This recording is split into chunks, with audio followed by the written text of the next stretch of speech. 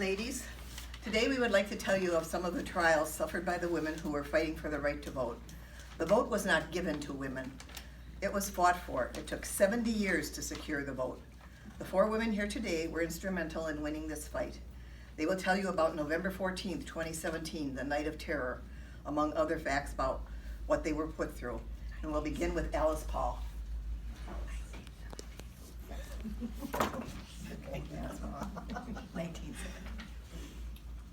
Hello, my name is Alice Paul. I was born in 1885 in New Jersey. I was a descendant of William Penn and raised as a Quaker. The Quakers believe in gender equality. My parents taught me that all people should be treated equally and that each person has a duty to make the world a better place. While studying and working in England, I became acquainted with women suffragettes and their tactics. I returned to America in 1910 and teamed up with Lucy Burns to aid in the cause of suffrage, mainly on a state-by-state basis. In 1915, Lucy and I formed a new group, the National Women's Party, to concentrate on the national movement. This was not a popular idea with the entire population. I was arrested and jailed many times. In October of 1917, I was sentenced to 7 months in a workhouse in Virginia. This time spent in a rat-infested, filthy prison was just the beginning of our trials. Thank you, Alice. And Lucy?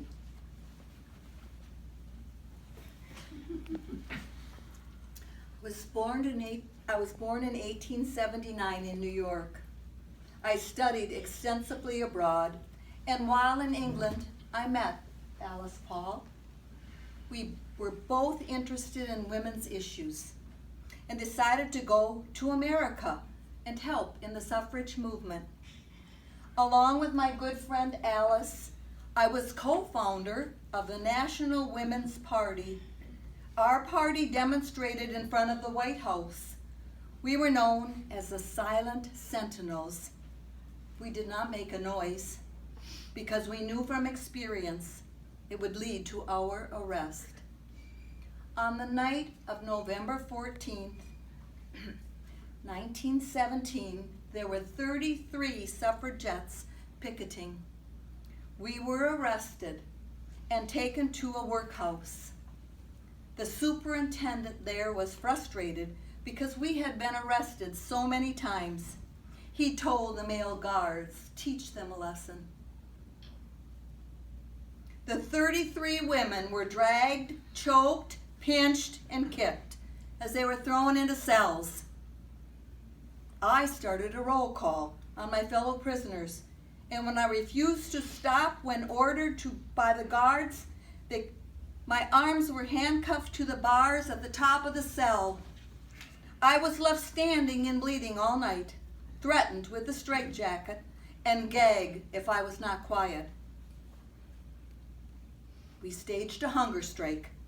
We were force-fed with tubes down our throats. It took 5 people to force feed me, and the tube was forced into my nostril. It caused painful, severe nosebleeds.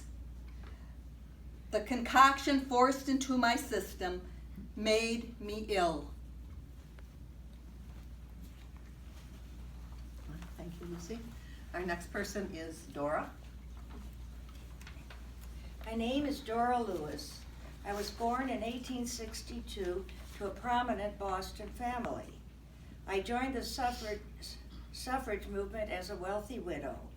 I was a member of the NWP, the National Women's Party, Executive Committee.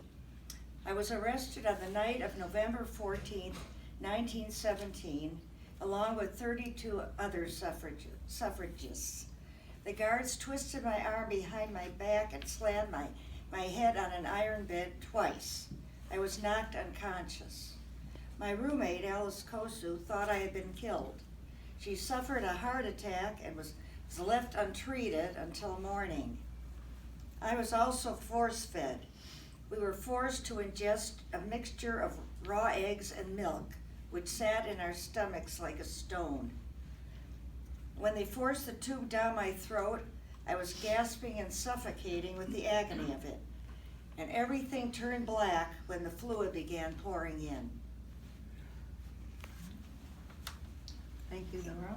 And our last speaker is Doris. I'm Doris Stevens, and I was born in 1892 in the state of Nebraska.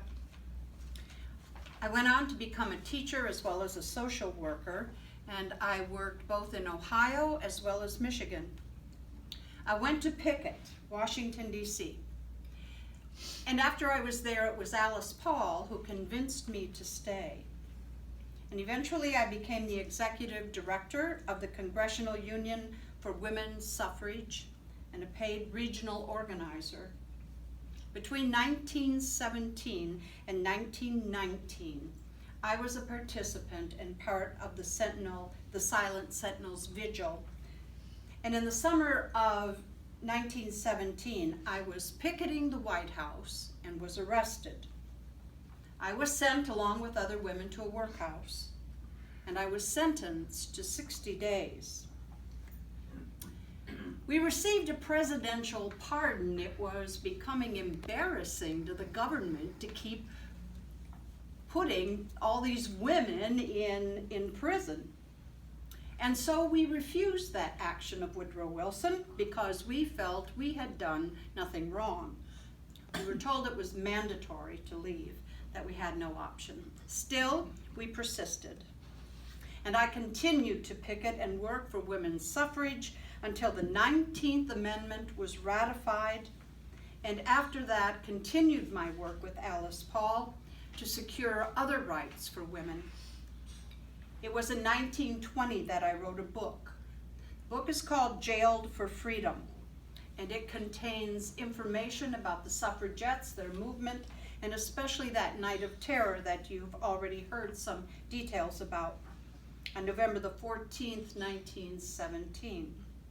And I had the insider information from the women who were all manhandled that night and sent to the workhouse. Thank you, Doris. So all of these women continued to fight for the vote even after they had been jailed, and many of them were put in prison again. And as you can see, the people that were fighting for our right to vote were not rabble-rousers, they were not bums or people looking to start trouble. They were teachers, they were social workers, they were society women, people who just wanted to have the right for women, or the women have the right to have some say in how they were governed. Finally, on June 4th, 1919, the Senate passed the bill for women's suffrage. The 19th Amendment was ratified on August 18th, 1920. So parents, when you're telling your story about women's suffrage to your granddaughters and daughters, don't tell them just about the women that walked around carrying funny signs and looking goofy. Give them the whole truth. Tell them what really happened, and make sure that they know how precious the right to vote is, and tell them to use it wisely. We honor these women by telling their stories, and we invite you to do the same. Thank you for your attention.